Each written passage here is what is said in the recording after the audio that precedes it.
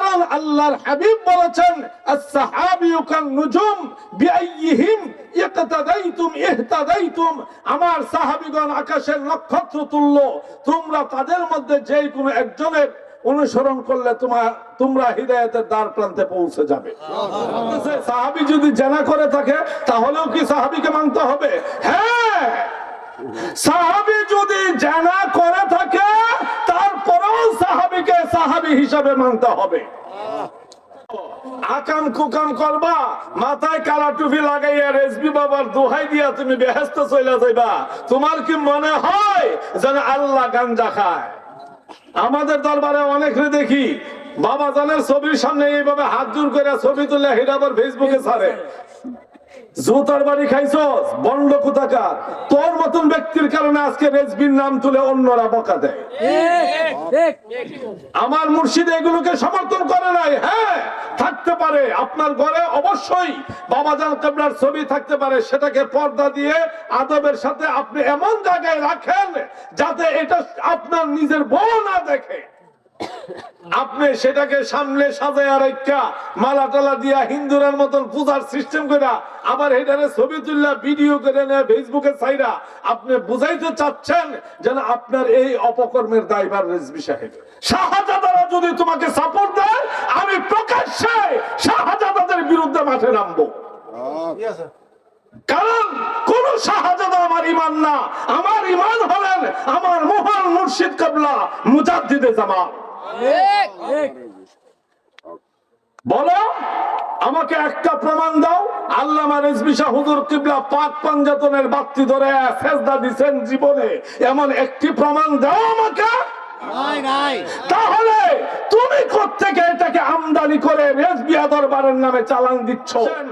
কোরআনের যে আয়াত দিয়ে আপনি আহলে বাইতের অপব্যাখ্যা করলেন, এই আয়াত কুল লা আসআলুকুম আলাইহি আজরান ইল্লা মাওয়াদ্দাতা ফিল কুরবা, এই কুরবার অংশের ভিতরে নবীজির সমস্ত সাহাবীদেরকে আনা হয়েছে।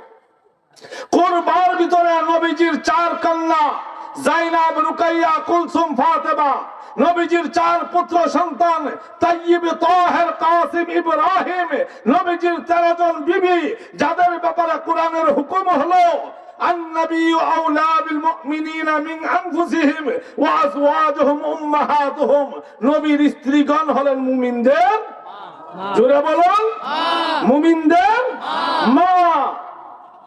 এই তুই যত বড় পীর হস, আমাদের মায়ের আঁচল ধরে টান দিলে আমি তোর মায়ের আঁচল মাটির মধ্যে লুকিয়ে দেব।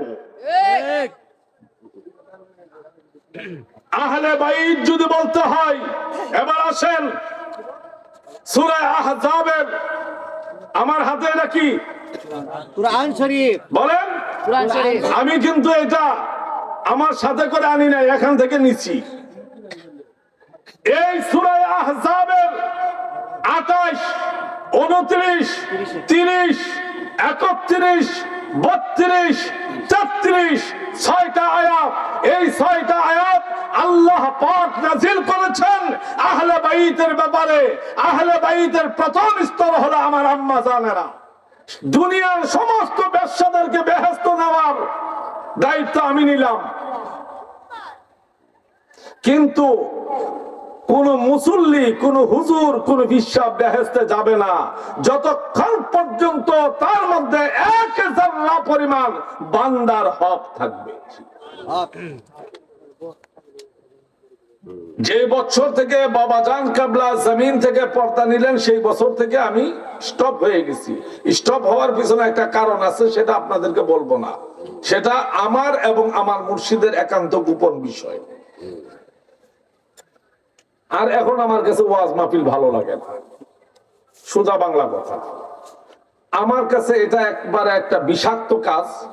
মাঠের অবস্থা ভালো না, কারণ সব বাউল গায়ক মাঠে নেমে গেছে। স্যাংরা স্যাংরা পোলা পাইনি, নসিহত। আরে একজন লোক বলেন তো দেখি, নবী যে তো সৃষ্টির আদিতেই নবী, সৃষ্টির আদিতে নবী না? কখন নবী? আদম নবীর পরে নাকি আদম নবীর আগে? তারিকার মার বিয়ের আগে, আমির হামজার মার বিয়ের আগে, বাসাইরার মার বিয়ের আগে, যখন ওদের বাপ দাদা 14 গোষ্ঠীর হাঙ্গা বিয়া কিছুই হয় নাই, তখনও নবীজি নবী। কুনতু নাবিয়্যা ওয়া আদামু বাইনাল মাই ওয়াত তিন, কুনতু নাবিয়্যা ওয়া আদামু বাইনার রূহি ওয়াল জাসাদ।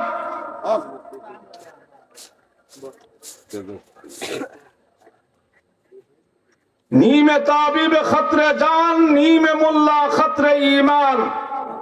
হাতুইরা ডাক্তার দিয়া মানুষের জীবন ধ্বংস হয়, আর হাতুইরা মৌলবী দিয়া মানুষের ঈমান ধ্বংস হয়।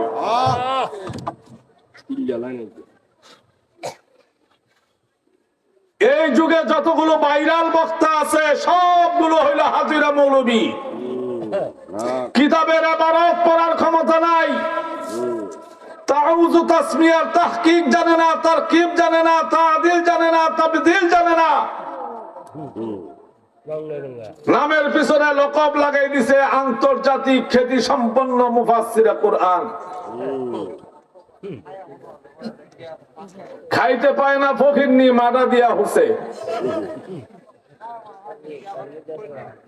ঠিক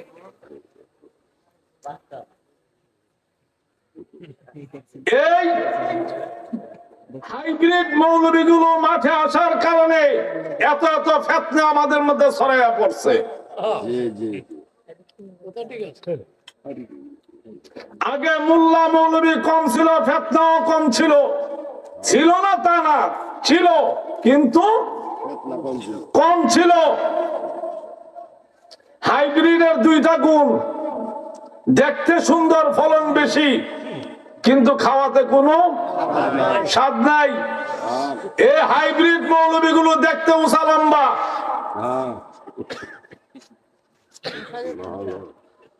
এক একটার গর্দান শুয়ারের মতন মোটা মোটা।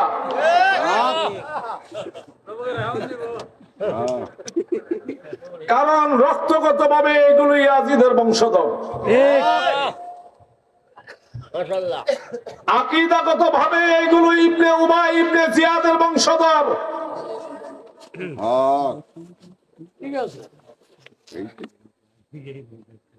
আজকে আমাদের দরবারের এক লোক আমারে বলতেছে, ওহাবীর মাইয়া বিয়ে করে আমি সুন্নি বানাবো। আমি কই বিয়েই তো জায়েজ নাই, তুমি সুন্নি বানাইবা কেমনে? ওহাবীর মাইয়া বিয়ে করেই তো জায়েজ নাই।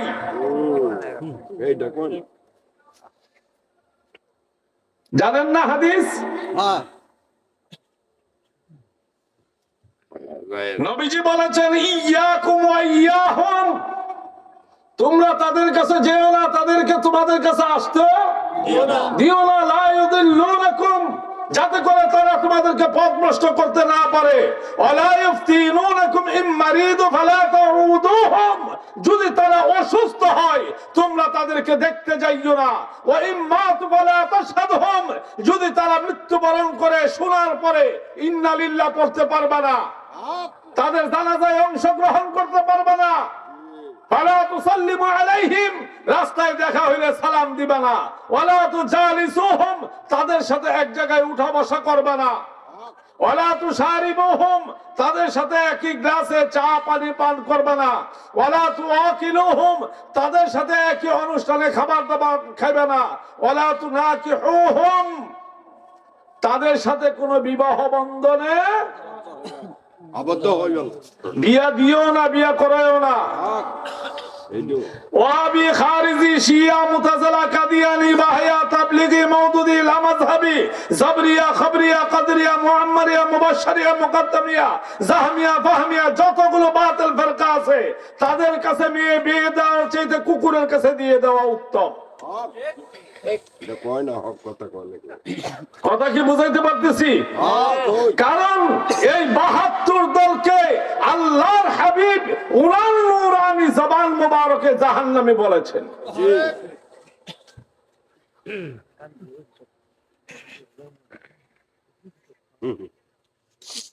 যৌবনের জ্বালা মিটাইবার জন্য যদি নবীর দুশ্মনের সাথে আর আল্লাহর হাবিব যাদেরকে জাহান্নামী ঘোষণা করেছেন তাদের সাথে আত্মীয়তা করতে এত মজা লাগে।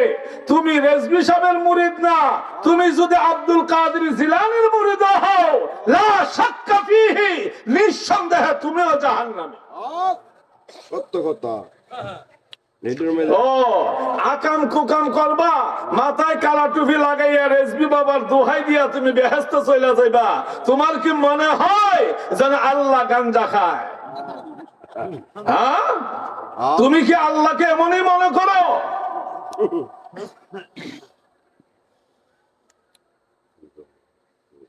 আমি ক্লিয়ার কাট কথা বলতে পছন্দ করি। আমার দরবারের বহু মানুষ আমাকে পছন্দ করে না। গত বছর এই দেশের পিসাবরা ইচ্ছা মতো পূব দিকে সেজদা দিয়ে দোয়া করছিল যাতে আমি মইরা যাই, কিন্তু আল্লাহ আমারে নেয় নাই। আইসিইউ থেকে আবার ধাক্কাটা ফিরত পাঠাইছে, গালাগালি আরো কিছু বাকি আছে, এইটি শেষ করে।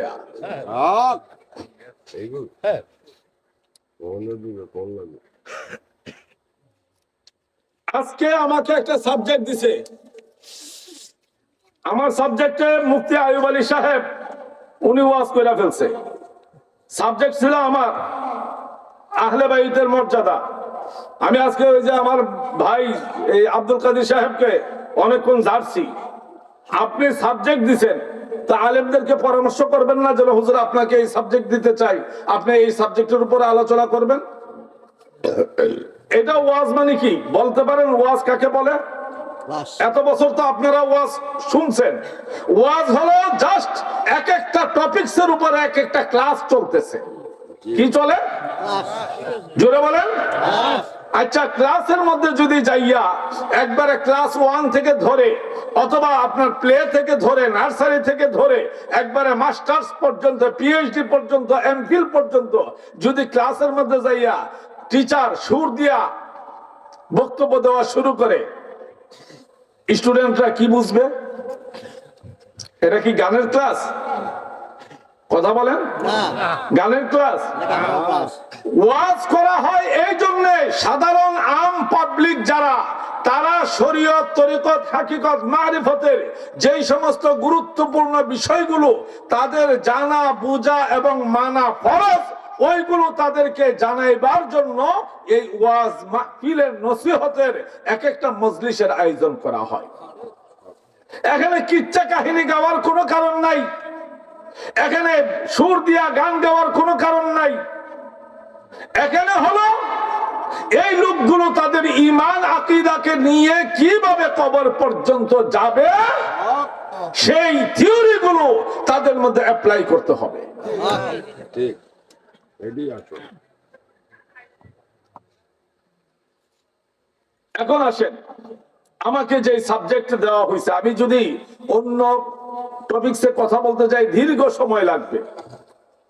আমাকে সাবজেক্ট দেওয়া হয়েছে আহলে বাইতের মর্যাদা। জিগাইলাম আমারে এটা দিলেন কি এর লেখা?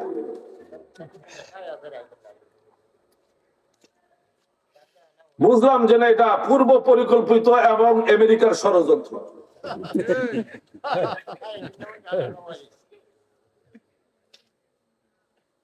যত দোষ নন্দ ঘোষ, এমনিতে আমার দোষের কোনো শেষ নাই।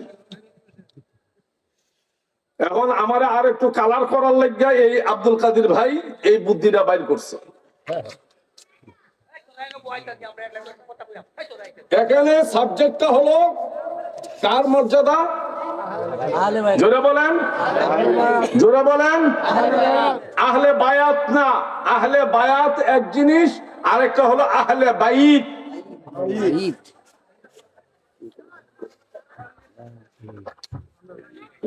এই দেশের সব পীরেরা নামের আগে সৈয়দ লেখে, সৈয়দ।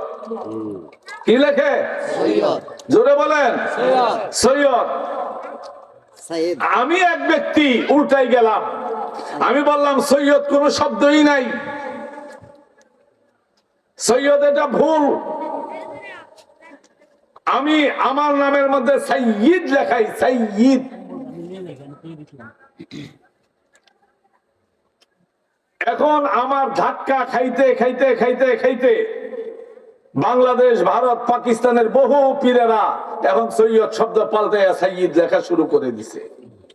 আগে যে সমস্ত হুজুররা এসে ঠেলার বাইর মঞ্চের মধ্যে সুর দিয়া কয়ে লইতো আল্লাহুম্মা সাল্লি আলা সাইয়্যিদানা, এই সাইয়্যিদানা এখন এটাও পাল্টাইছে, এখন সাইয়্যিদিনা পড়ে। 3 নম্বর টার্গেট হলো আহলে বায়াত বলা যাবে না, আহলে বাইত বলতে হবে। আহলে বায়াত এক জিনিস, আহলে বাইত আরেক জিনিস। আহলে বায়াত হলো যারা পীরের মুরিদ হয়, এটা এই বন্ডপীর হোক, সালাফির হোক, তালাফির হোক, ল্যাংড়াফির হোক, লুলাফির হোক, হিজরাফির হোক, পীরের মুরিদ হইলে এটারে আহলে বায়াত বলা হবে। কিন্তু আহলে বাইত এটা নির্দিষ্ট একটি শব্দ, যে শব্দটা কোরআনে কারীমের মধ্যে আছে। এইটা হলো একমাত্র নবীজির পরিবারকে ইন্ডিকেট করা হয়। আহলে আহলে বাইত। এই ব্যাপারে মুফতি আইয়ুব আলী রেজভী সাহেব তিনি মাশাআল্লাহ খুব সুন্দর আলোচনা করেছেন। তবে উনি ওনার আলোচনাটা শেষ করে যেতে পারেননি। এই জন্য আমি ওই আলোচনার সূত্র ধরে ফিনিশিং টাচ দেব।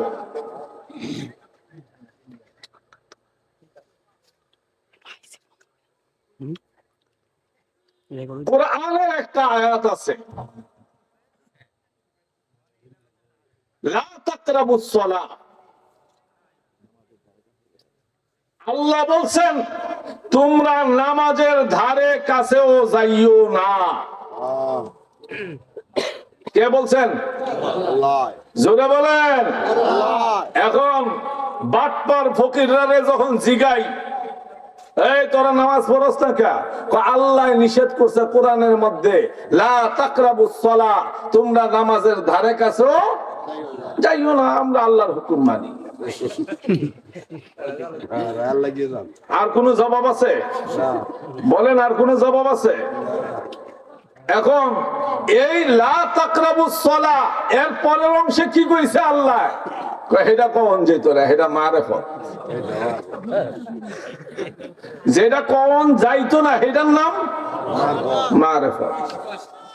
আল্লাহ বলে দিয়েছেন লা তাকরাবুস সালাহ ওয়া আনতুম সুকারা, তোমরা নেশাগ্রস্ত অবস্থায় নামাজের ধারে কাছেও যাইও না।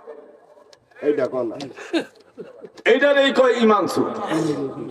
অর্ধেকটা মানে আর অর্ধেকটা মানে না। ওয়াহাবীরা মসজিদে বিয়ে পড়ানো জায়েজ, সুন্নাত এটা মানে, কিন্তু বিয়ের এলানের জন্য ধপ বাজানো সুন্নাত, এই হাদিসের বাকি অংশটা মানে না। না এটা মানে এটা কলেরা লাগবে।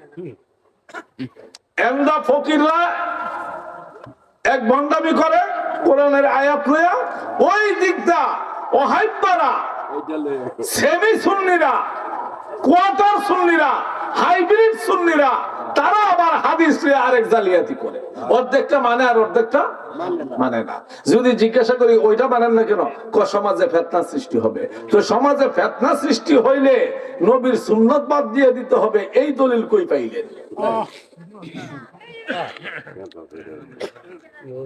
কথা বুঝেন নাই?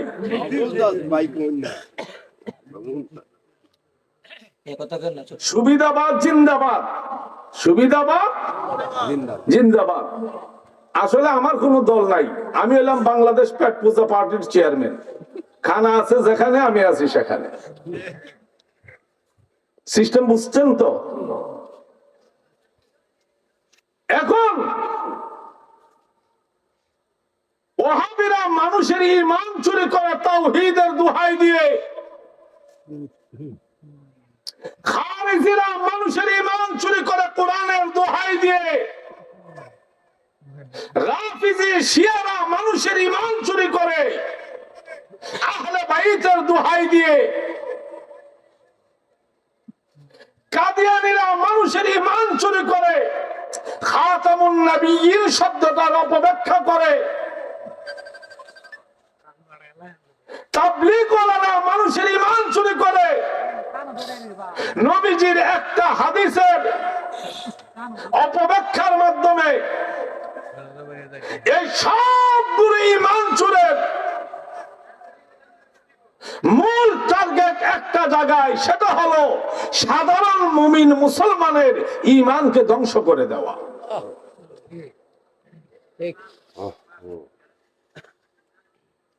আমি কোরআনে কারীমের যে আয়াতে কারিমা পাঠ করেছি, এটা শুধু আমি না, আমাদের সমস্ত সুন্নি উলামায়ে কেরাম এই আয়াত পাঠ করেন। সেটা কি? কুল লা আসআলুকুম আলাইহি আজরান ইল্লা মাওয়াদ্দাতা ফিল কুরবা। এটা হলো সূরা শুরার 23 নম্বর আয়াত। পুরো আয়াত না, এটা আয়াতের অংশ। এখন এখানে আল্লাহ বলছেন, হে হাবিব, আপনি ঈমানদারগণকে জানিয়ে দেন যেন আমি আমার পরিশ্রমের বিনিময়ে তোমাদের কাছে কিছুই চাই না, শুধু একটা জিনিস চাই, সেটা হলো যারা আমার নিকটবর্তী হয়েছে, যারা আমার প্রিয়জন, তোমরা তাদের সাথে মুআদ্দাত রাখবে, ভালো সম্পর্ক রাখবে, তাদেরকে ভালোবাসবে, তাদের জন্য তোমাদের সবকিছু তো কুরবানি দিবে।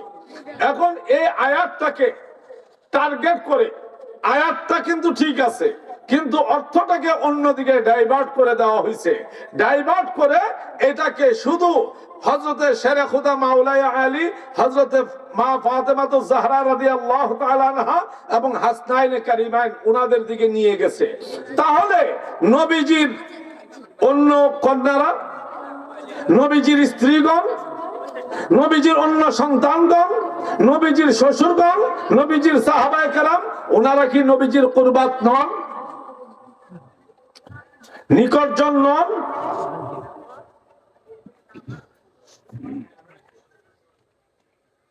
শিয়াদের এই টার্গেট খুব শক্ত একটা টার্গেট।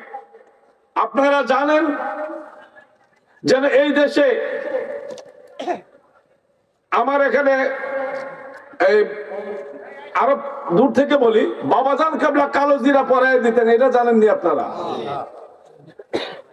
বিশেষভাবে যে সমস্ত মহিলারা বাচ্চা হয় না, তাদেরকে কালো জিরা পরায় দিতেন।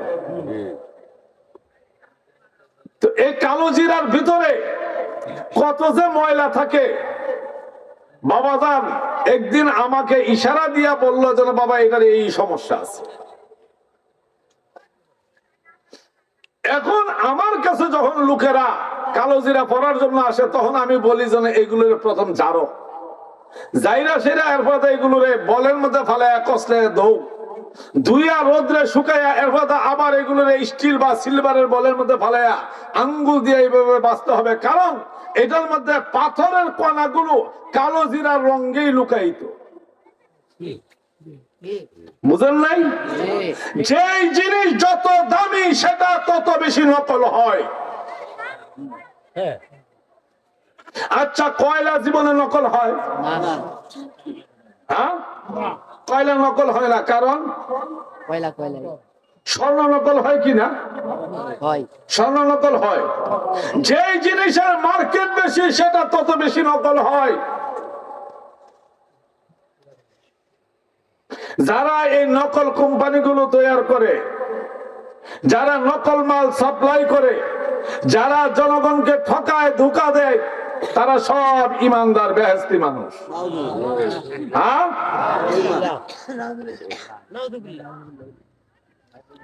আরে নাউজুবিল্লাহ বলেন কেন খালি?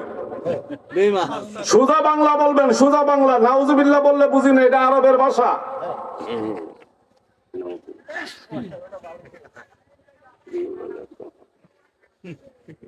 নামাজ যদি কিয়ামত পর্যন্ত না পড়ো, তওবা করো, মাফ হয়ে যাবে।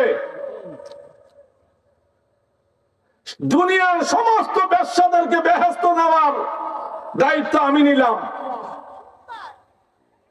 কিন্তু কোন মুসল্লি, কোন হুজুর, কোন বিশ্বাস বেহেশতে যাবে না যতক্ষণ পর্যন্ত তার মধ্যে এক যারা পরিমাণ বান্দার হক থাকবে। বুঝেন নাই? বুঝেন নাই?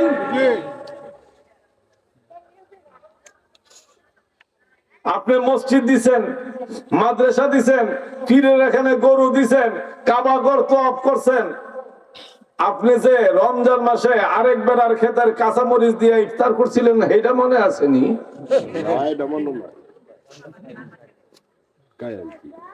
আপনি যে আপনার ঘরের লগে দুর্বল মানুষটা 2 আঙ্গুল জায়গা দখল দিয়া তেঁতুল গাছ একটা লাগাইছেন এটা মনে আসেনি?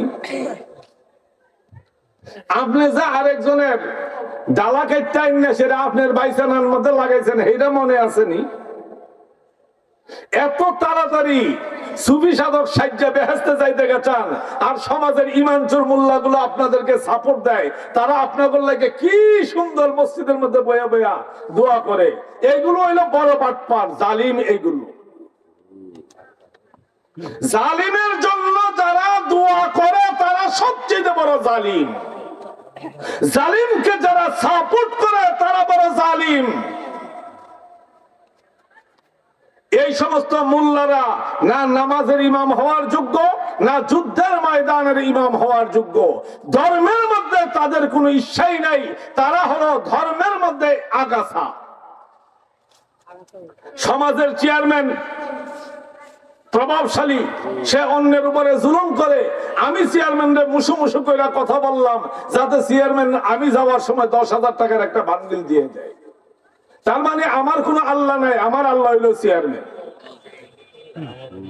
কথা কি বুঝাইতে পারতেছি? আমার কথা মজা লাগবে না, কিন্তু আমার কথা মোটেও মজা লাগবে না। এরপরে আমরা ঠিকাদারি নিছি, গরিব লোক যা আছে সব দুজকে যাইবা, কারণ তোমরা হজ করতে পারবা না, তোমরা যাকাত দিতে পারবা না, তোমরা মসজিদে 10 টাকার বেশি দেওয়ার ক্ষমতা তোমাকে নাই।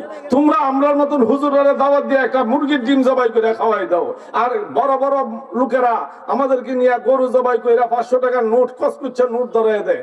আমরা দোয়া করলে তো তাগর লেগেই করবো, তোমাদের লেগে করবো।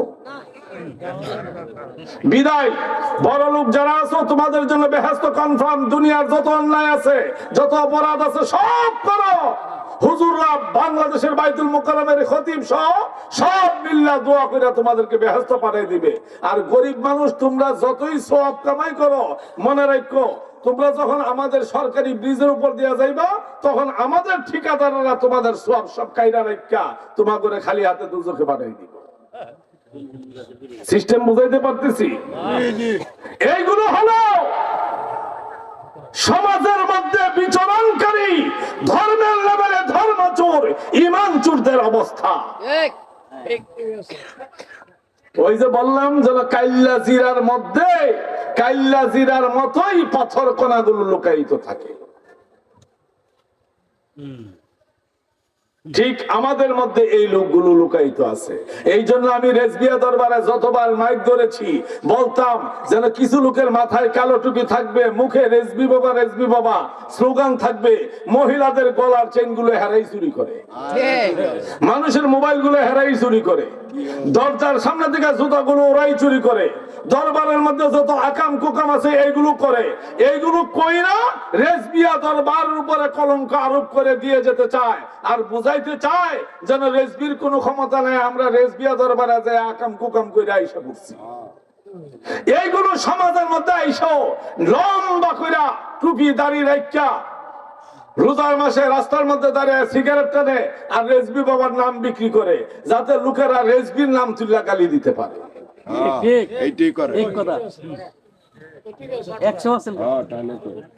আমার কথা কি বুঝাইতে পারতেছি? শুনেন, আপনার মতন বাস্টার্ড রাস্তার যাওয়ার সন্তান রেজবির নাম মুখে নেওয়ার কোন অথরিটি আপনার নাই।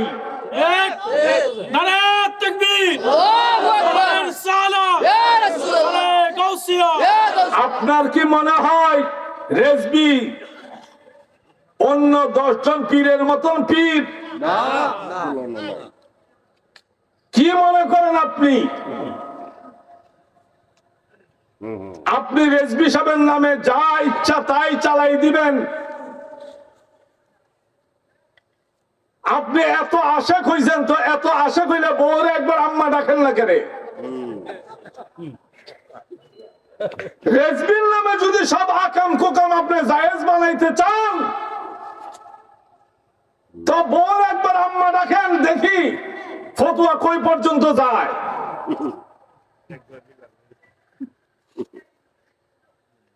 সুস্পষ্ট ঘোষণা, এখানে দরবারের শাহজাদা মেজু ভাইজান আলহাজ সিরাজুল আমিন রেজভী সাহেব উপস্থিত আছেন কি নাই? জোরে বলেন। আমি আগেও যেমন ছিলাম এখনো তেমন আছি, বরং হাসপাতাল থেকে আসার পরে ব্যাটারি চার্জ করে দেওয়াতে এখন আরো আওয়াজ আগের চেয়ে একটু বাড়ছে।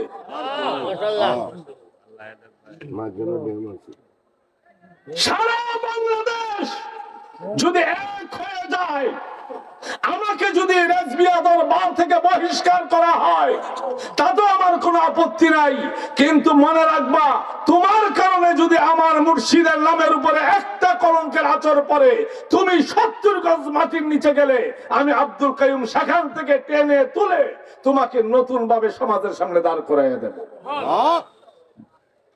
আমার হাত থেকে অতীতেও কেউ বাঁচে নাই। আইনুল হুদারে বেহুদা বানায় পাস করছি বাংলাদেশ, আমেরিকা। যখন কেউ ধরার সাহস পায় না, এই বাংলাদেশে কাকে আমি ধাক্কা দেই না, আমার পীর যেমন ধাক্কাইছে আমিও ধাক্কাই। কারণ আমরা তো বেরেশের জাত, বেরেশের কাজই হলো ধাক্কানি। আমরা বলদের যাত্রা, বলদার বেরেশ বুঝেননি? আরে বুঝেন নাই?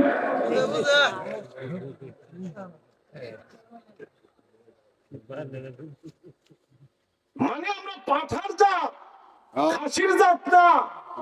খাসি আমরা খাই না, খাসির লগে আমাদের কোনো সম্পর্ক নাই। খাসি মানেই তো হিজরা, আমরা হিজরা গ্রুপের না, কারণ আমাদের পীর পুরুষ ছিলেন, আমরাও পুরুষ। আমাদের কাজ হইল দাক্কানি, তোরা সামলায়া থাকিস। কথা বুঝেন নাই? আমাকে চ্যালেঞ্জ করবা না। তুমি আমার পীর ভাই, তোমার জুতা আমার মাথায়, কিন্তু যদি তোমার কারণে আমার মুর্শিদের নামের উপরে কলঙ্ক আসে তাহলে তুমি পীর ভাই না, তুমি সুধীর ভাই। কথা কি বুঝাইতে পারতেছি? আল্লামা রেজভী শাহ হুজুর কিবলার প্রথম পরিচয়, তিনি একজন মুজাদ্দিদ। তিনি কি? জোরে বলেন, জোরে বলেন। তিনি একজন মুজাদ্দিদ। একজন সাধারণ পীর হিসেবে ওনাকে ইন্ডিকেট করার কোনো কারণ নাই। তিনি মুজাদ্দিদ। মুজাদ্দিদের দুইটা গুণ, এক নম্বর গুণ হলো তিনি মাহিউস সুন্নাহ, নবীজির মৃত সুন্নাতগুলোকে জিন্দাকারী। আরেকটা হলো মাহিউল বিদআহ, সমাজের মধ্যে ধর্মের নামে প্রচলিত বিদআতগুলোকে তিনি দাফনকারী।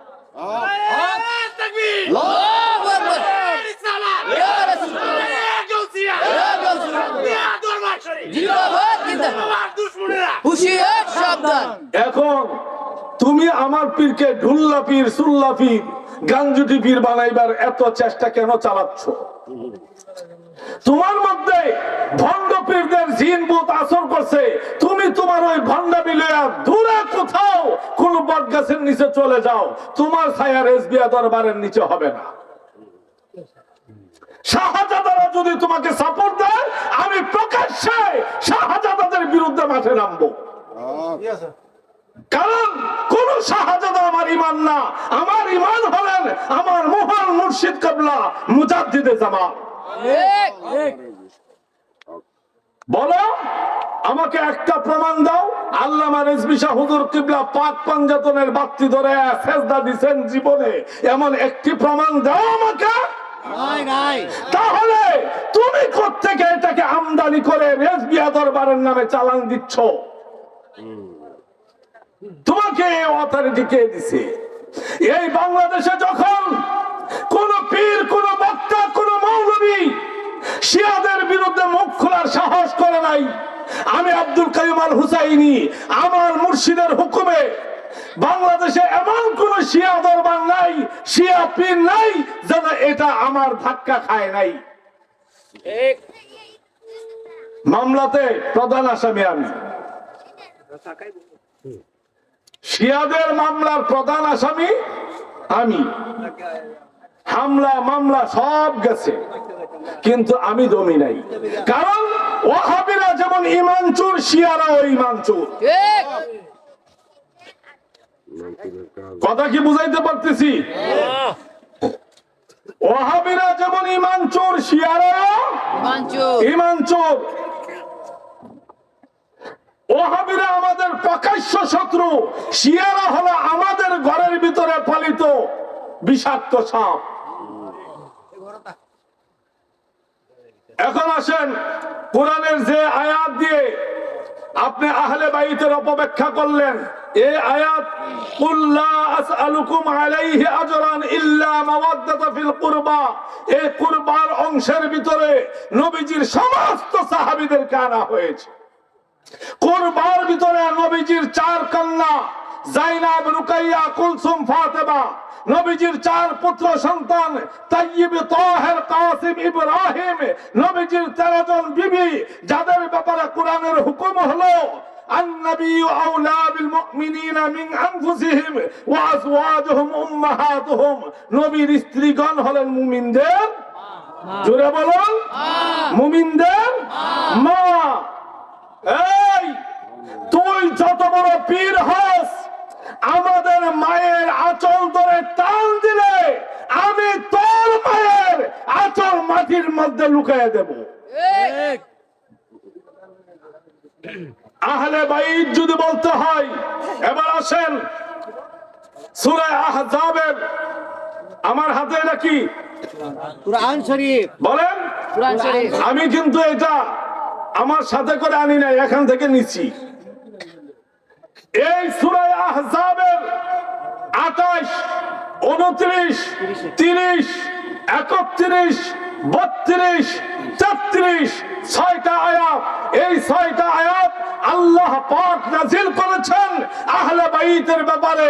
আহলে বাইতের প্রথম স্তর হলো আমার আম্মা জানেরা। আহলে বাইত মানে ঘরের বাসিন্দা। ঘরের বাসিন্দা, ঘরে যারা রাত্রি যাপন করে, তো নবীর ঘরে রাত্রি যাপন করে কে? স্ত্রীগণ। জোরে বলেন, স্ত্রীগণ। আরে মিয়া জোরে বলেন। স্ত্রীগণ। তাহলে আহলে বাইতের প্রথম স্তর হলেন আমাদের আম্মা জানেরা, যাদেরকে স্বয়ং আল্লাহ কোরআনের ভাষায় মুমিনদের মা বলেছেন। আর আজকে এই দেশের বাটপার ঈমানচোর শিয়া পীরেরা আমাদেরকে পাক পাঞ্জাতনের দোহাই দিয়া আহলে বাইতের তালিকা থেকে আমাদের মাদেরকে বাদ দিয়ে দিছে। নাউজুবিল্লাহ। শেরে খোদা মাওলানা আলী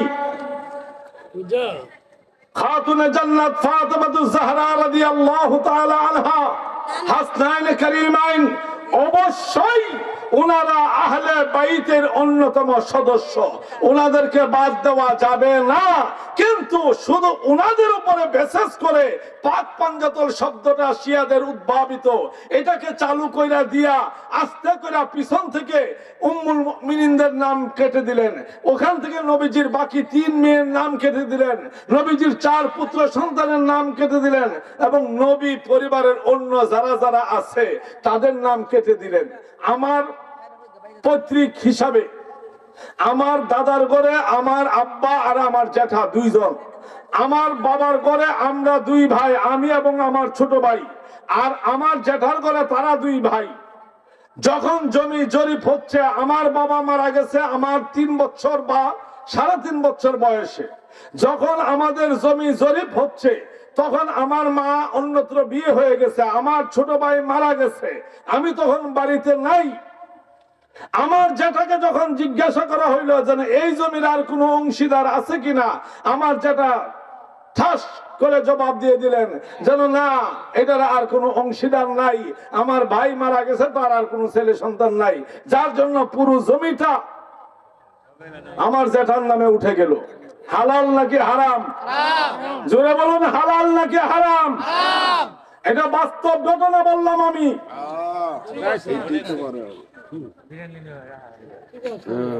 আমি সেই ব্যক্তি, আজ কোটি কোটি টাকার প্রজেক্ট নিয়ে আমার দরবারে মসজিদ, মাদ্রাসা, এতিমখানার কাজ শুরু করেছি। আলহামদুলিল্লাহ। আমার মুর্শিদ আমাকে বলেছিলেন, যখন আমি ঢাকার শহরে 800 টাকা ঘর ভাড়া দিতে পারতাম না, মতিন ভাই সাক্ষী, আমি চিনি মতিন ভাই, আপনাদের এলাকায় কাঞ্চন ভাই, উনি সাক্ষী। আমি 800 টাকা ঘর ভাড়া দিতে আমার কষ্ট হইতো। সেই দিন আমার মুর্শিদ আমাকে বলেছিলেন, বাবা খুব বড় করে একটা মাদ্রাসা করবেন। তো বড়, আমি যে ব্যক্তি 800 টাকা ঘর ভাড়া দিতে পারি না ঢাকার শহরে, আমি বড় করে মাদ্রাসা করব কি হবে?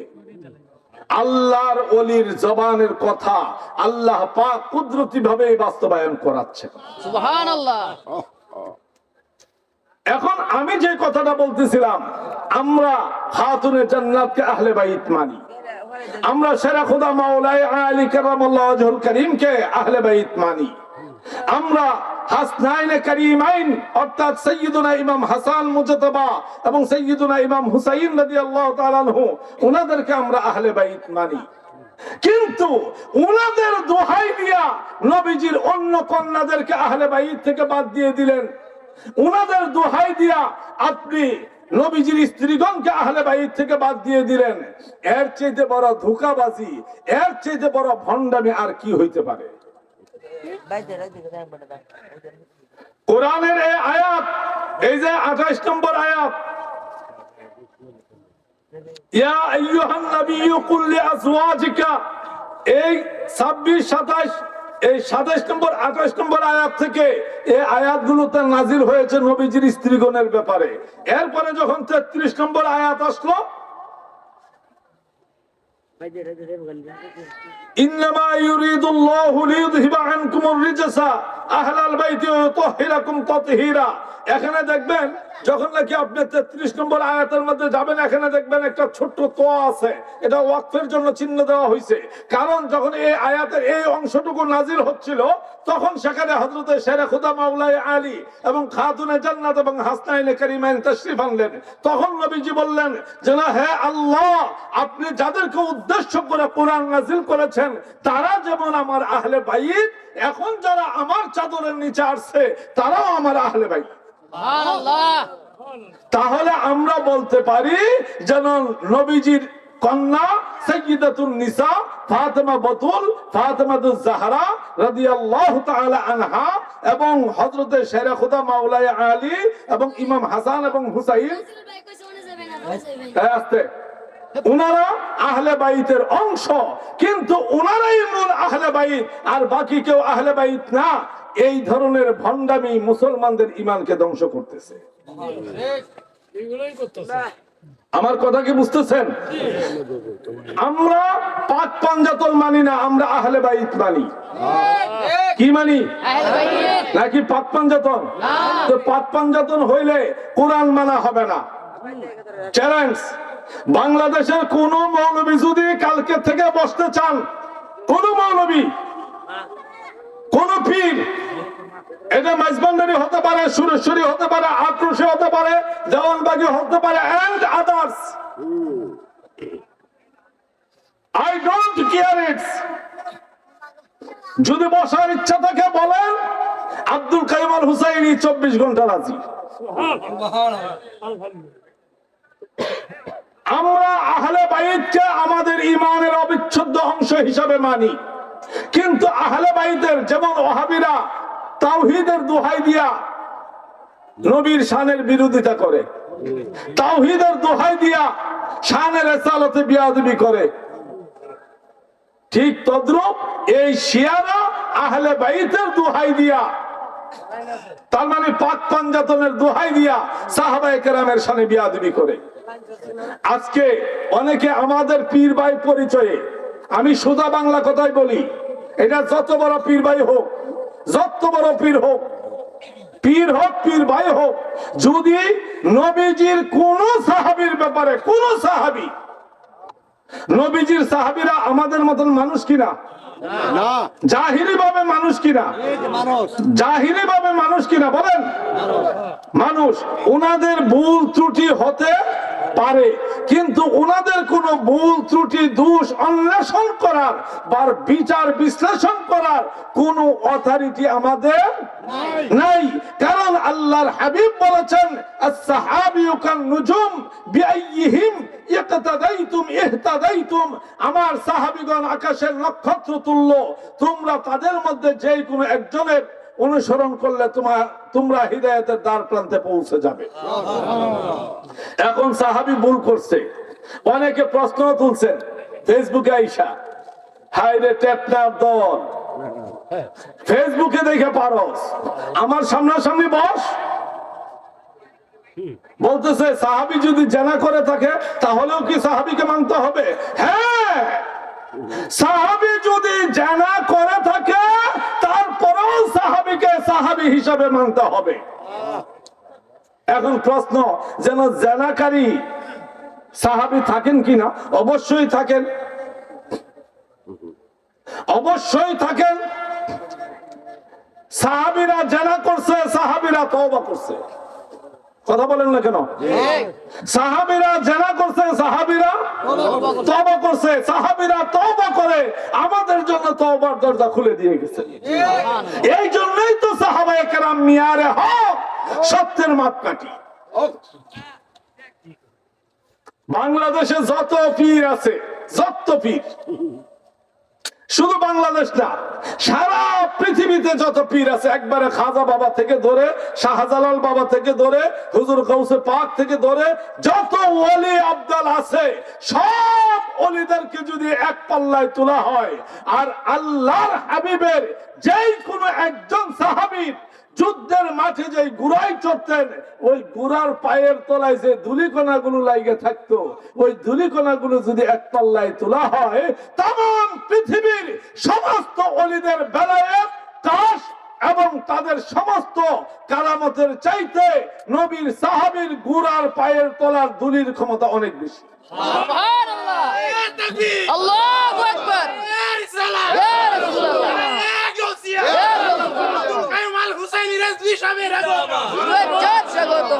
এটা আপনি কি মনে করেন আমার মুর্শিদ তিনি একজন যুগের শ্রেষ্ঠতম মুজাদ্দিদ হইয়া তিনি ভণ্ডামিকে প্রশ্রয় দিবেন? তিনি কোন বাতিল আকীদাকে প্রশ্রয় দিবেন? হ্যাঁ, তাহলে আজকে আপনারা কিভাবে, কোন সাহসে, কে আপনাদেরকে এত দুঃসাহস দিল যেন আপনারা রেজবি বাবার নাম বিক্রি কইরা শিয়া ইজম আমাদের মধ্যে আইনা ঢুকাইবার চেষ্টা করতেছেন, লালনবাদ ঢুকাইবার চেষ্টা করতেছেন, ব্রাহ্মণ্যবাদ আইনা ঢুকাইবার চেষ্টা করতেছেন, বাউল গান গাইবেন? আমি এতদিন চ্যালেঞ্জ করি নাই, কিন্তু আপনারা সীমা ছাড়াইয়া গেছেন, মাত্রা ছাড়াইয়া গেছেন। এখন চ্যালেঞ্জ ছাড়া আমি আপনাদেরকে আর এক চুল পরিমাণও দেব না। কোন ওহাবীর দরকার নাই, আমি আপনাদের জন্য সামনে দাঁড়াইলাম। বাবাজান কেবলা আদিল্লাতুস সামা নামে একটা কিতাব লিখেছেন, মনে আছে আপনাদের? হ্যাঁ, আপনারা কেউ যদি আধ্যাত্মিক সামা গাইতে হয়, সামানা, সামানা, সামা, আদালাতুস সামা, সামা, সামা শব্দের অর্থ হলো আসমান, আর সেমা শব্দের অর্থ হলো আধ্যাত্মিক গান। যদি আধ্যাত্মিক গান গাইতে হয়, সেমা করতে হয়, তাহলে আদিল্লাতুস সামা কিতাবটা আগে এ টু জেড পড়বেন। পয়রা ওই কিতাবের মধ্যে বাবাজান কেবলা যে শর্ত দিবেন, ওই শর্ত মাফিক যদি কেউ সেমা গাইতে পারেন, শুনতে পারেন, তাহলে এটা জায়েজ, আর না হলে এটা কিয়ামত পর্যন্ত হারাম। সত্য কথা। কথা কি বুঝাইতে পারছি? আপনি যত বড় কামেলি হন, আপনি তো আমার মুর্শিদের চাইতে বেশি কামেল না, রেজবি বাবার চাইতে বেশি কামেল হয়ে গেছে। মারফত একটু রেজবি বাবার চাইতে বেশি বুঝেন। আরে রেজবি তো ওই ব্যক্তি যিনার একটা লকব হলো রাসূল নুমা। রাসূল নুমা ওই ওলিকে বলা হয় যিনি যেই কোনো মুহূর্তে নবীজিকে নিজে দেখতেন এবং অন্যকে দেখাইবার মতন ক্ষমতা রাখতেন। সুবহানাল্লাহ, বুঝেন নাই এখনো?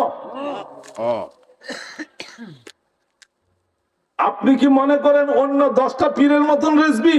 না, কোন পীর যখন মুখ খোলার সাহস পায় না, রেজবি স্রোতের বিপরীতে প্রত্যেকটা মাসালা হক ভাবে বলে গেছেন। আজ না হোক কাল রেজবির মাসালা সত্য প্রমাণিত হচ্ছে এবং হবে। হইতেছে, হবে, হবে। চ্যালেঞ্জ করে লাভ নাই। হ্যাঁ, কিন্তু আমার কথাটা হলো, যারা বিরোধিতা করতেছে তারা বুঝা করুক না বুঝা করুক, এটা লাইবিলিটি তাদের। কিন্তু আপনি তো মুরিদ, আপনি কেন বাবাজান কেবলার নামের উপরে বারবার বিভিন্ন ইস্যুতে কলঙ্ক গুলোটাই না আনেন? আচ্ছা বলেন তো দেখি, রেজবি বাবা কোন জায়গায় কইছে নামাজ রোজা লাগবে না? হ্যাঁ? বরং বাবাজান কিবলা বলছে, বাবা নফল নামাজ কম পড়েন, জীবনে যতগুলো বাকি কাজা নামাজ আছে কাজাগুলো আগে আদায় করবেন। এই জন্য কাজা নামাজের বিধান নামে একটা কিতাবেই তিনি আলাদা করে লেখলেন। তাহলে আপনি কোনখানে এই দলিল পাইলেন যেন নামাজ রোজা লাগবে না? হ্যাঁ, রেজবি বাবার হিসাব আলাদা। আপনি রেজবি হন নাই, বাল পাকনামি সব জায়গায় কইলেন না, জুতার বাড়ির সুরে কপালের ছাড়াও থাকবে না। আল্লামা রেজবি শাহ হুজুর কিবলার বয়স আর আপনার বয়স এক না। আল্লামা রেজবি শাহ হুজুর কিবলার মুজাহিদা আপনার মুজাহিদা এক না। আল্লামা রেজবি শাহ হুজুর কিবলার রিয়াজত আপনার রিয়াজত এক না। আল্লামা রেজবি শাহ হুজুর কিবলার ইলম আপনার ইলম এক না। আল্লামা রেজবি শাহ হুজুর কিবলার তাকওয়া আপনার তাকওয়া এক না। তাহলে আপনি নিজেকে আল্লামা রেজবি শাহ হুজুর কিবলার সমকক্ষ কিভাবে মনে করেন? কিভাবে মনে করেন? 80 বছর হয়ে গেলে শরীয়তের কিছু মাসালা ওনার জন্য শিথিল হয়। আল্লামা রেজবি শাহ হুজুর কিবলার বয়স 7-এর উপরে চলে গেছেন, ওনার জন্য মাসালা শিথিল যোগ্য ছিল, আপনার জন্য না। বরং আমার মুর্শিদের সুস্পষ্ট বাণী, এখানে যারা আমাদের দরবারের পীর ভাই আছেন পুরাতন, তারা বলবেন, বাবাজান স্পষ্ট করে বলছে, যারা দাড়ি চাষে তারা আমার মুরিদ না। বলছে কইছে, হ্যাঁ হ্যাঁ কইছে কইছে হ্যাঁ, কইছে যারা বিড়ি টানে তারা আমার মুরিদ না, দাড়ি চাষলে আমার মুরিদ না।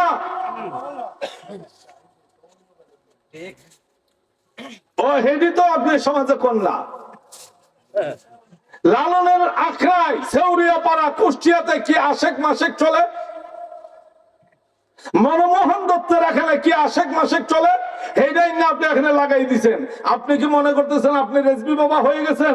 আরে আমার মেয়ে যখন নাকি 6 বছরের, আমি সেদিন রাজি ছিলাম, যদি আমার মুর্শিদ আমার মেয়েকে গ্রহণ করত, আমি রেজবি বাবার হাতে আমার 6 বছরের মেয়েকে তুলে দেওয়ার জন্য প্রস্তুত ছিলাম। কারণ তিনি নফসানিয়াতের যুগে ছিলেন না। উনার মুজাহিদা আর আপনার মুজাহিদা এক না। বিদায় আপনি রেজবি বাবার দোহাই দিয়া সবকিছু হালাল বানায়েন না।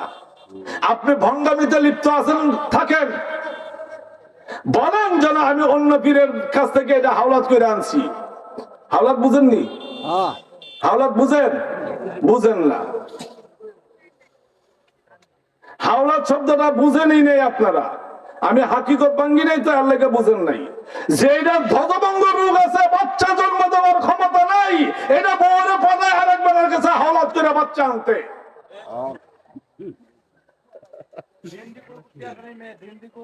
কথা কি বুঝাইতে পারতেছি? আল্লামা রেজবি শাহ হুজুর কিবলা ওই ব্যক্তি জিনার মধ্যে ইলমে শরিয়াত, ইলমে তরিকাত, ইলমে হাকিকাত, ইলমে মারিফাত পরিপূর্ণভাবে ছিল।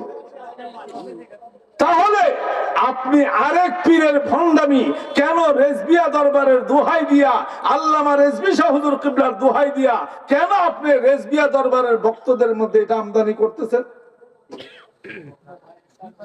একটু আগে ওনাদেরকে একটা মাসালা বুঝাইছিলাম, যারা পাক পঞ্জাতনের বাতি জ্বালায় সেজদা মারেন তারা আমার এই মাসালাটা ভাঙ্গে দিবেন।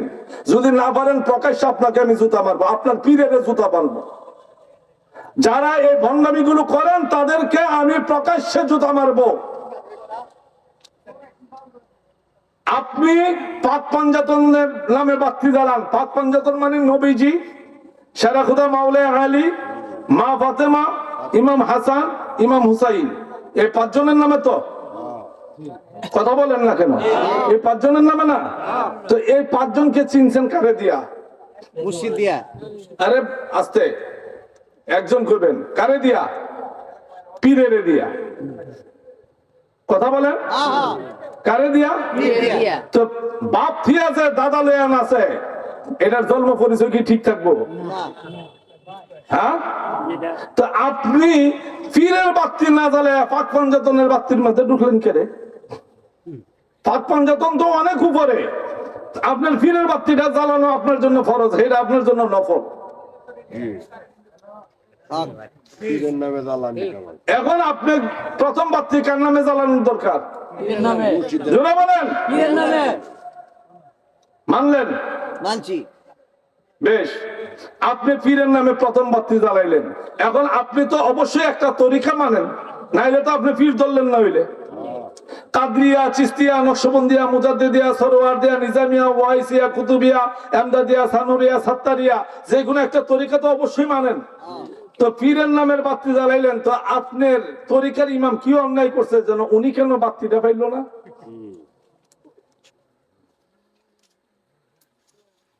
খাজা বাবারে ছাড়া খেয়ে আপনি যাবেন গা? না, বড় হিসাবে ছাড়া খেয়ে আপনি যাবেন গা? গতি নাই। হ্যাঁ, তো এখন প্রথম হবে পীরের বাতি, পরে হইব তরিকার ইমামের বাতি। তাহলে বাতি কয়টা হইছে? দুইটা। তো ঠিক আছে, মানলাম। এরপরে তা মাযহাবের ইমাম, 4টা মাযহাব তো আছে, আপনি তো যে কোনো একটা মাযহাব মানবেন, আপনি তো আল্লাহ মাযহাবি না। হানাফি, শাফি, হাম্বলি, মালিকি, তো 4 মাযহাবের এক ইমামরেও কি আপনি মানেন না? ভালো লাগো। তো মানলে তো মাযহাবের ইমামের বাতিটা কই? কয়টা হইছে? 3টা। তো বুঝলাম, কারবালার মাঠের মধ্যে সব যখন নবী বংশ ধ্বংস হয়ে গেল, তখন ইমাম জয়নুল আবদিন আছিল, যিনি চেরাগে হুসাইন, চেরাগে আলী, চেরাগে আহলে বাইত, ওনার বাতিটা কই? বাতি কয়টা হইছে? হেন্দা পাক পঞ্জাতন, 9টা। হ্যাঁ, 9টা 9টা হইছে। আরো তো 2টা বাকি রইছে। মিল্লাতা আবিকুম ইব্রাহিম, আমাদের জাতির আব্বা, আদম আলাইহিস সালাম। আরে ইব্রাহিম আলাইহিস সালাম। ইব্রাহিম আলাইহিস সালাম। হে বাতিটা জ্বালাইবো কেডা? হে বেটার নামের উপরে তো গরু জবাই করে প্রত্যেক বছর খান। 10টা। হে বাতিটা কি ভাঙা না? তাহলে বাতি কয়টা তুইব? 10টা। তো আমরা বড় আব্বা, ওই আদম আব্বা আদম আলাইহিস সালাম। যদি জন্ম না দিত তাহলে তো গেছিল গে সব। তো হে বাতিটা ভালো লাগবে 11টা। ও 11টা। না না, মধ্যে তো আরেকটা আছে, বুঝেন নাই কা? ওই যে যখন বন্যা আয়া সবকিছু বাসায় লয়ে গেছিল গা, আব্বা জামরা হাত ধরে নিয়ে এসে নৌকা তুলছিল। হ্যাঁ, সানিয়া আদম, দ্বিতীয় আদি পিতা। এখন বাতি কয়টা? 12টা। হ্যাঁ, 12টা তো এখন আপনি কয়টা বাতি জ্বালাইবেন? আপনি হেডা কোন কারে বাদ দা কাটতে জ্বালাইবেন, হেডা আগে কই হবো? ঠিক হ্যাঁ? ও, যদি আলোর ব্যবস্থা থাকে তাহলে বাতির কোনো দরকার নাই। আলোর ব্যবস্থা থাকলে বাতির কোনো দরকার নাই। আলোর ব্যবস্থা না থাকলে শুধু জিয়ারতের উদ্দেশ্যে, কোরআন তেলাওয়াতের উদ্দেশ্যে, নফল ইবাদতের উদ্দেশ্যে যে কয়টা প্রয়োজনীয় সেই কয়টা জ্বালাবেন। সেটা ইন্ডিকেট করে না যেন এটা ফাঁক পঞ্জাতনের। আবার বাত্তিরে সাজদা দিবেন কে? আদমের চাইতে তো বড় ফেরেশতারাও না, তো আপনি বাত্তিরে সাজদা দেন কি লিগা? আলোকিত লাগিয়ে দেওয়া। আগুন পূজা আমাদের দরবারে অনেকে দেখি বাবা জানের ছবির সামনে এইভাবে হাত জোর করে ছবি তুলে হেডা আবার ফেসবুকে ছাড়ে। জুতার বাড়ি খাইছস বন্ড কোথাকার, তোর মতন ব্যক্তির কারণে আজকে রেজবির নাম তুলে অন্যরা বকা দেয়। আমার মুর্শিদ এগুলোকে সমর্থন করে নাই। হ্যাঁ, থাকতে পারে আপনার ঘরে অবশ্যই বাবাজান কিবলার ছবি থাকতে পারে, সেটাকে পর্দা দিয়ে আদবের সাথে আপনি এমন জায়গায় রাখেন যাতে এটা আপনার নিজের বউ না দেখে। আপনি সেটাকে সামনে সাজায়া রাখা মালা টালা দিয়া হিন্দুরের মতন পূজার সিস্টেম করে আবার এটারে ছবি তুললা ভিডিও করে নিয়ে ফেসবুকে ছাইরা আপনি বুঝাইতে চাচ্ছেন যেন আপনার এই অপকর্মের দায়ভার রেজভী সাহেবের। এইটি তো করতে হবে। তো আপনি কি বাবাজানের চেয়ে বেশি কামেল? বাবাজানের পীরের নাম কি কন্ত দেখি? মুস্তাফা রাজা খান। তো বাবাজান তো জীবনে একবার পীরের ছবি টানে একটা ভক্তি দিল না, তাহলে তো বাবাজান দুজকে যাইব। আপনার দলিলেই বুঝাইলাম।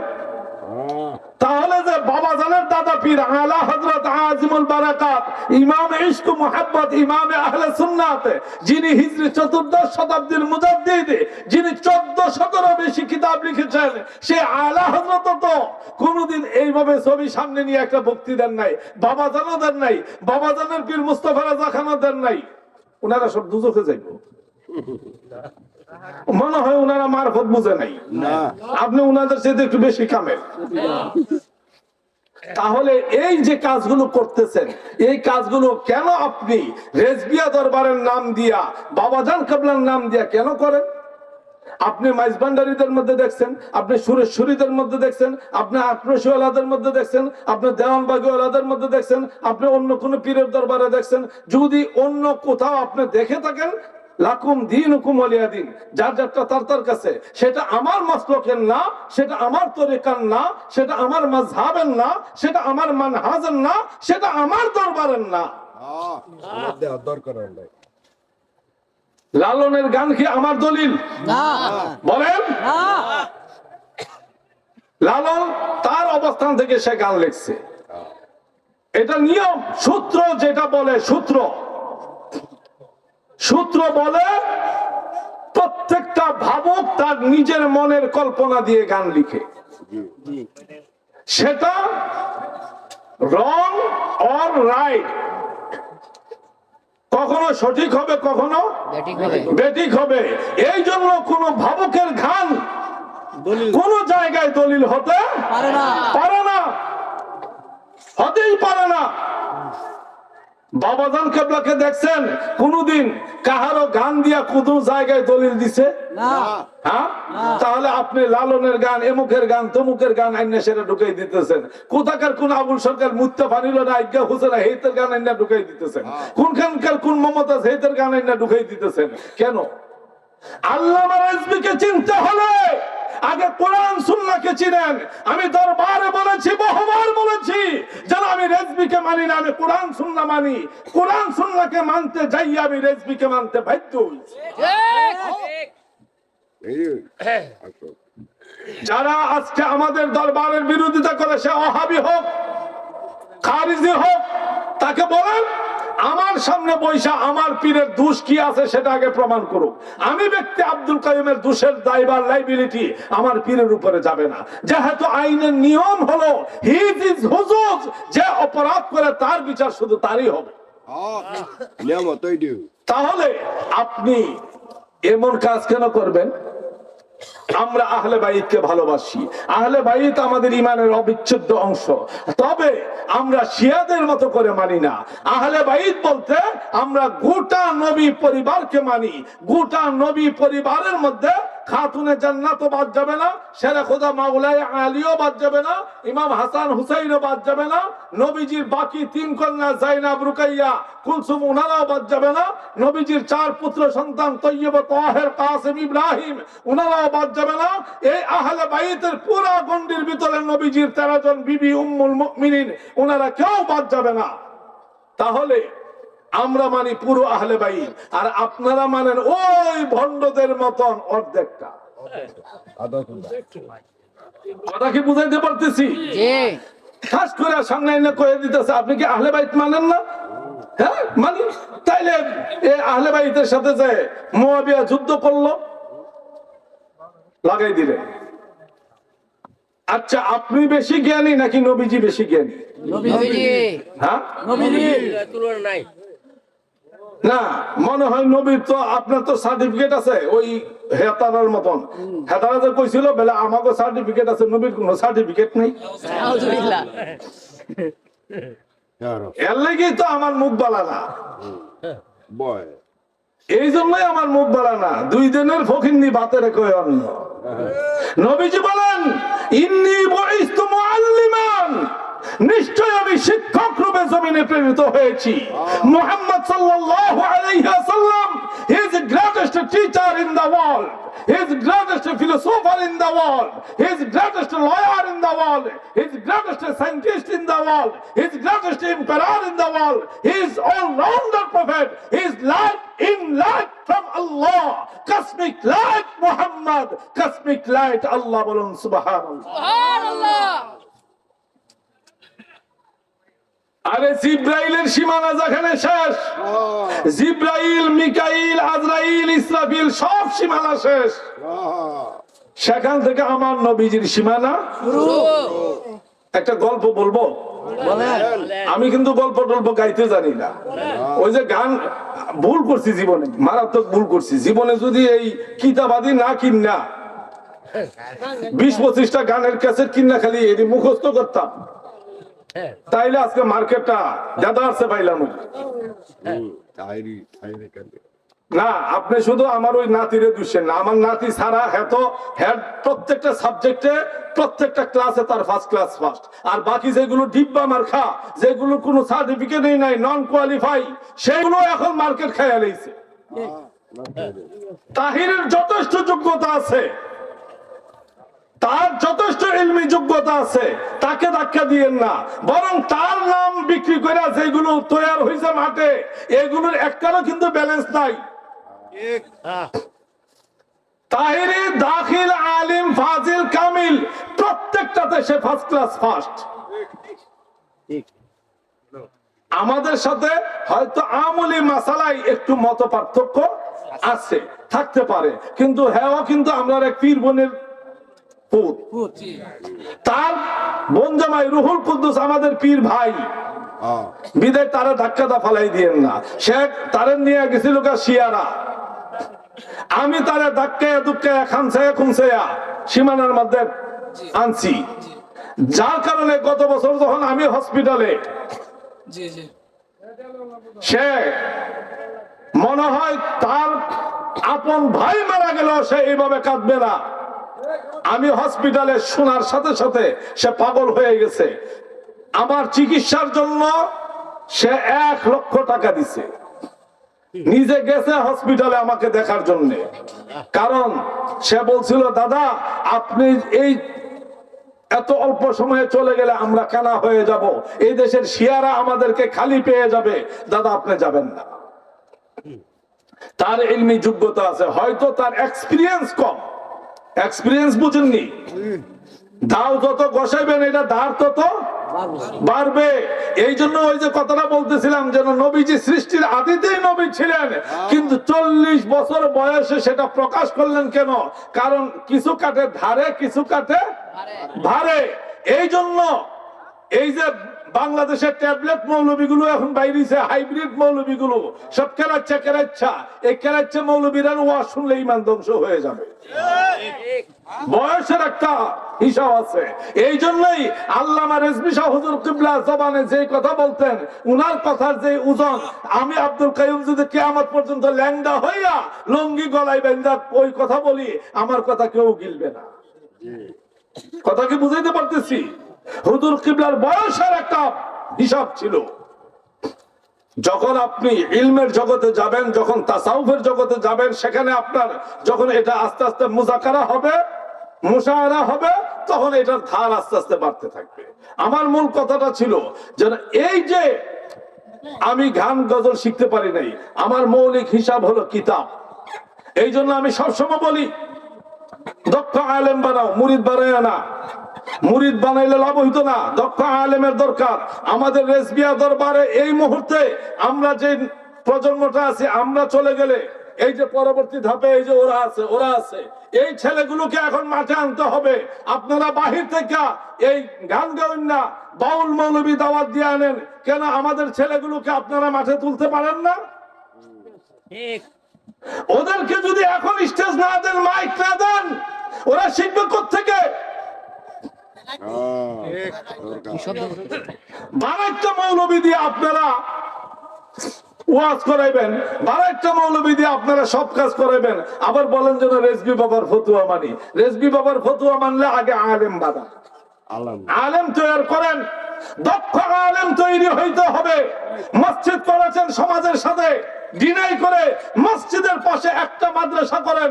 কারণ না হলে আপনার নাতি, আপনার পুত, আপনার ভাতিজা, আপনার ভাইগনা এইগুলো 2 দিন পরে কওমি মাদ্রাসায় ভর্তি হইয়া ওইখান থেকে মৌলবী হয়ে আইসা আবার রেজভির বিরুদ্ধে ফতোয়া দিব। আরে আপনার জি বিয়া দিছেন ওয়াহিবার কাছে, এই জিয়ার ঘরের নাতি যদি আপনি মরার পরে আইসা আপনার জানাজা পড়াইয়া কবলে এটা তো রেজবির মুরিদ আছে রে, হালার করে হালার পুরাটাই জাহান্নাম। এই জন্য বলবো, মুখে মুখে খালি রেজবির মুরিদ হইলে হবে না, কর্মে প্রমাণ করতে হবে। আল্লামা রেজভী শাহ হুজুর কিবলা মাঠে যুদ্ধ করেছেন, যুদ্ধ করেছেন, তিনি আমাদেরকে শিক্ষা দিয়ে গেছেন তোমরাও ইমানি যুদ্ধ করো। তো যুদ্ধ করতে হলে আমাদেরকে সৈনিক তৈরি করতে হবে, আর সৈনিক তৈরি করার প্রথম সূত্রপাত হলো আমাদেরকে মাদ্রাসা তৈরি করতে হবে। কথা কি বুঝাইতে পারতেছি? আমাদেরকে কি তৈরি করতে হবে জোরে বলেন? আগামী প্রজন্মের জন্য দক্ষ সেনাবাহিনী গড়ে তুলতে হলে আমাদেরকে দক্ষ আলেম তৈরি করতে হবে। আজকে ওহাবিদের কোনো দোষ নাই, ওহাবিরা তাদের জায়গায় রাইট আছে, তাদের মিশন, তারা সাকসেস, তারা জায়গায় জায়গায় মাদ্রাসা প্রতিষ্ঠা করে তারা জনগণকে তাদের দখলে নিয়ে নিচ্ছে, জামাতিরা নিয়ে নিচ্ছে, শিয়ারা নিয়ে নিচ্ছে। আপনি আমি শুধু চাপাবাজি করতে পারি, আপনার আমার কোনো কাজ নেই। বিরিয়ানি খাওয়া বন্ধ, কোন মাহফিলে এখন থেকে আর বিরিয়ানি হবে না। বিরিয়ানির টাকা দিয়ে কালকেই 2 বান 3 কিন্না মসজিদের পাশে একটা মাদ্রাসা চালু করেন। আমার কথা বুঝতেছেন? রেজভী বাবার আদর্শকে বাঁচায় রাখতে হলে সমাজে আলেম তৈরি করতে হবে। আর আপনারা যদি আমাদের ছেলেদেরকে এখন থেকে মূল্যায়ন না করেন, হ্যাঁ কি বুঝে, হ্যাঁ বুলাভাই মানুষ, সে আজকে ফাজিলে পড়ে, কালকে সেই তো কামিল পাস করবে। এখন থেকে তার এক্সপিরিয়েন্সের দরকার। এখন থেকে এই ছেলেগুলোকে আপনারা মাঠে টেনে আনবেন। ওই গান গজল গাওয়িন না বক্তাদেরকে আমি রেজভীদের আর কোনো প্রোগ্রামে দেখতে চাই না। আমার কিন্তু এখন মেজাজ খুব খারাপ। আমি মাঠ থেকে সরে গেছি, আমার মাহফিলের দরকার নাই। কারণ আমার মুর্শিদ আমাকে এমন রাজত্ব দিয়ে গেছে, আমি আব্দুল কাইয়ুম যদি ঘরের মধ্যে ঘুমায়ও থাকি, দৈনিক 5-7 হাজার টাকা এমনিতে আমার পকেটে আসবে। আমি তাবিজ বেশি না, আসবে, আসতেই হবে।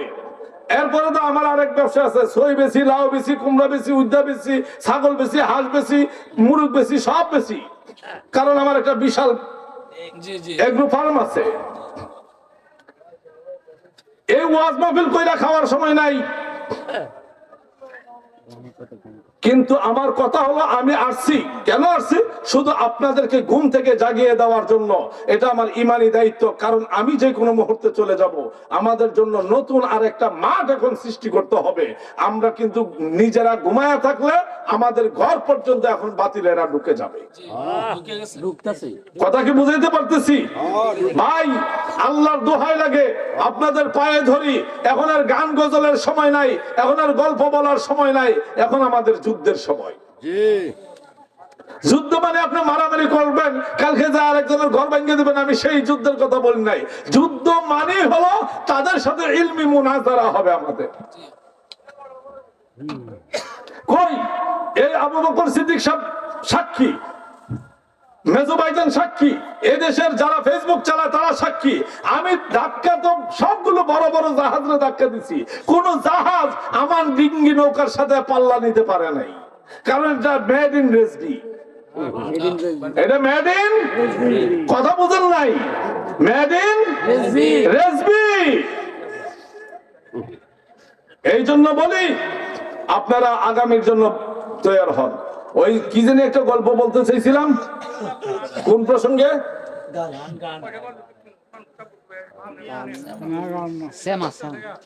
হ্যাঁ ভাই, আপনাদের অনেকের কাহিল লাগতেছে সেটা আমি জানি, কিন্তু আপনারা আমার চাইতে বেশি অসুস্থ না। আমি প্রতি মাসে 14,000 টাকার ওষুধ খাই। হ্যাঁ আরো খাবো। আমি আমার হার্টের সমস্যা, কিডনির সমস্যা, ব্রেনের সমস্যা, এতগুলো সমস্যা নিয়ে আমি কথা বলতেছি কি আপনাদের এখানে কালকে দাওয়াতের জন্য? হ্যাঁ আমি বলতেছি শুধুই মাত্র আমার ইমানি দায়িত্বে। আপনার যদি কুয়াশা লাগে, ঘুমে পায়, বাড়িতে চলে যান। ঘুম ঘুম বাদ নিয়ে নামাজ পড়াও জায়েজ নেই। পারবো শুনবেন তো পরের কথা। আমি যতটুকু, আমি যদি কম বলতে পারি এটা আমার জন্য লাভ। আধা ঘন্টা বললো আপনারা আমার দাওয়াত দিয়ে আনছেন, 1 ঘন্টা বললো দাওয়াত দিয়ে আনছেন। আমি কথা কম বললা চুক্তিভিত্তিক মৌলবী হইলে, গড়ি দেখলাম হইলে তাড়াতাড়ি বাইরে গেলাম হইলে আমি চুক্তির মৌলবী না, আমি ইমানি দায়িত্বে পাহারাদার হিসেবে আসছি। এই জন্য কথাটা বলতে হচ্ছে। এই যে আপনারা গান গজলের মৌলবীগুলোকে মাঠের মধ্যে এনে ছেড়ে দিছেন, এইগুলো সমাজে বেজাল বাধা সেরা এই গাঙ্গের মরা কুড়া দিয়ে টেনে আনতে হয় আমাদের। হেরা বেজাল গুলো লাগাইয়া এই বেজাল গুলো রেজবিয়া দরবারের মুরিদানদের কাদের মধ্যে ছাইরে দিয়ে যায়। এখন আমাদের মুরিদান রইল আশেকে বেবস, আমাদের মুরিদান রইল আশেকে বেবস লাগছে মাইজবান্ডারিদের সাথে। আমাদের দরকারটা কি? এই মরা টেন্না আমাদের কাঁধে আনার। লাগছে সুরেশ্বরীদের সাথে, আমাদের দরকার কি? ওইটা টেন্না আনার। এইভাবে এক একজন এক একটা পয়েন্টে লাগাই দিয়া যা, লাস্টে যত দোষ নন্দঘোষ সব যায় রেজবির কাদের মধ্যে চাপে। যতই চাই যেন না এখন থেকে আর মুখ খুলবো না, এখন থেকে মুখে তালা দিলাম, আর কাহারোর সাথে বাঁচবো না, কিন্তু যখন আমার মুর্শিদ কাবলার অস্তিত্বের উপর আঘাত চলে আসে তখন আর চুপ করে থাকা যায় না। তো এই পরিবেশটা সৃষ্টি করলো কারা? আমরা কেন অন্যদের বিষয় নিয়ে আসি? হ্যাঁ, যদি আমাদেরকে বাই ফোর্স কেউ এই ব্যাপারে কোশ্চেন করে সেই দিন আমরা জবাব দেব। যাদেরকে আপনারা ভাইরাল বক্তা হিসেবে আনতেছেন, যারা এই ফিতনাগুলো ছড়াইয়া দিচ্ছে, কই আমরা যখন মাঠে নামি, আমরা যখন তাদের সাথে বাজি, তখন তো ওই ভাইরাল বক্তাগুলোর আর খুঁজে পাওয়া যায় না। পাইছেন নি কোনদিন?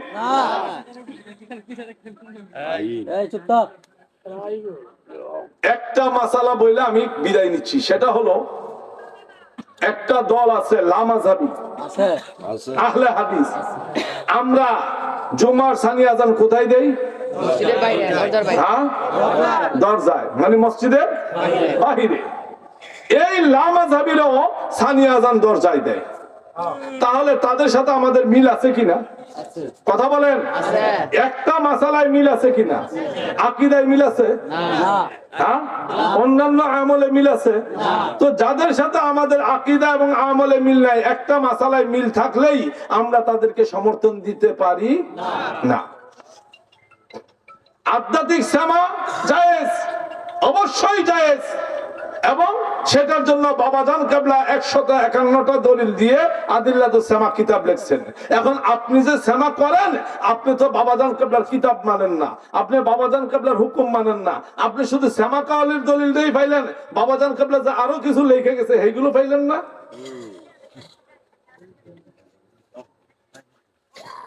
এই জন্য বলবো আল্লাহর রাস্তে আপনারা এমন কিছু করবেন না। আর আহলে বাইতের ব্যাপারে আমি আলোচনা করলাম সুদীর্ঘভাবে, কিন্তু যেহেতু মুফতি আইয়ুব আলী সাহেব এই ব্যাপারে আলোচনা করে ফেলেছেন, এই জন্য আমি বিষয়টাকে এত দূর নিয়ে যাইনি। কিন্তু আমার মৌলিক যে কথাটা সেটা হলো, আমরা আহলে বাইতকে মানি কর্তৃত্ব ভাবে না, অর্থাৎ অর্ধেকটা না, আমরা পুরো আহলে বাইতকে মানি। আবার আমরা আহলে বাইতকে মানি, কিন্তু আহলে বাইতের দোহাই দিয়ে আমরা নবীজির কোন সাহাবীর সাথে বিয়াদবি করি না। আহলে বাইতকে মানলে, আহলে বাইতকে তাজিম করলে কেউ শিয়া হয় না।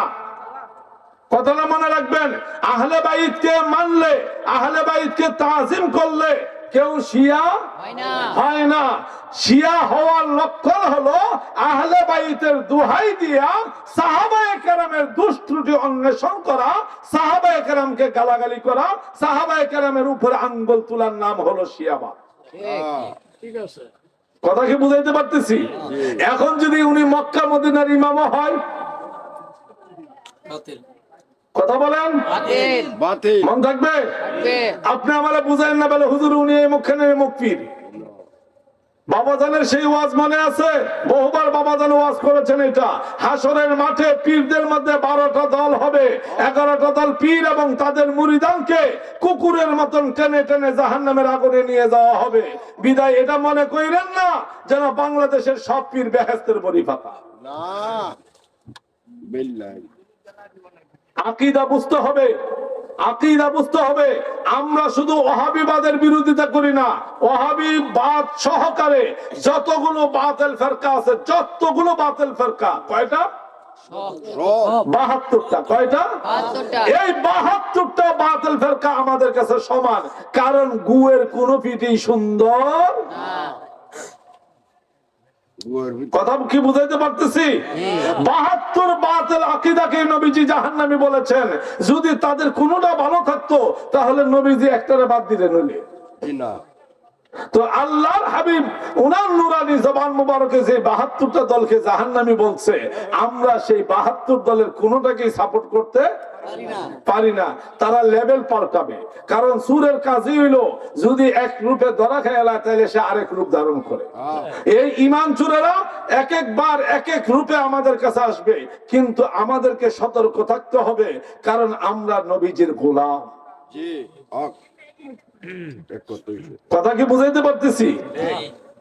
পরিশেষে একটাই বলবো, আল্লাহ পাক রব্বুল আলামিন আমাদেরকে আমাদের মহান মুর্শিদ কিবলার উসিলায় হকের পথে, ঈমানের পথে অটল থাকার এবং ঈমান নিয়ে কবর থেকে যাওয়ার মতন তৌফিক দান করুক। সবাই বলুন আমিন। আর কিছু কারো কোনো কিছু জানার প্রশ্ন থাকলে বলতে পারেন, আমি 5 মিনিট সময় দিলাম। লেসবিয়া দরবার সম্পর্কিত যদি কারো কোনো প্রশ্ন থাকে বলেন।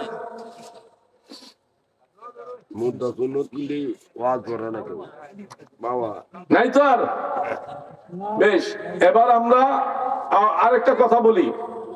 শিলে ফাটা ঘষাঘষি মহিষের জীবন শেষ। আপনারা দরবারের ভিতরে কি হয় সেটা ফেসবুকে দিবেন না। দরবারের ভিতরে কি হয় আমি বারবার দোহাই দিয়ে বলতেছি, আপনারা আমাকে উত্তেজিত করবেন না।